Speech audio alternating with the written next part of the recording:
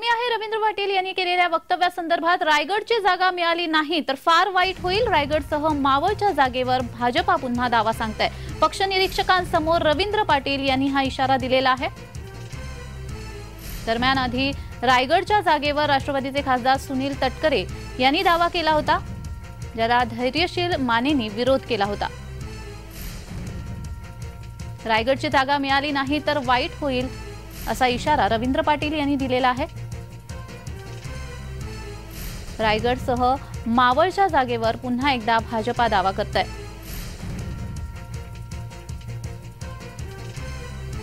भारतीय जनता पार्टीची ताकद एवढी आहे म्हटल्यानंतर निश्चितच भारतीय जनता पार्टीचे कार्यकर्ते दावा करणार आणि करावा पण, मी पण म्हणेन।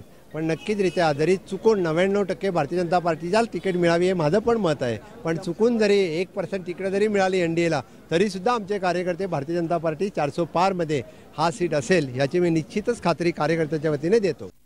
405 मोदी साहेबांनी जरी सांगितलं असलं तरी 405 नव्हे 450 होतील, परंतु ही सीट निवडून यायला पाहिजे आणि ह्या सीटसाठी आमचा आग्रह आहे। आपण दिल्लीला चालला संध्याकाळी, आपण दिल्लीला चालल्यानंतर आमचा हा मेसेज पोहोचवा, ही तुम्ही 450 ची आघाडी आम्हाला इथून मिळवून देण्याची आहे। त्या ठिकाणी ही सीट आम्हाला जर मिळाली नाही तर मग वाईट गोष्ट घडेल।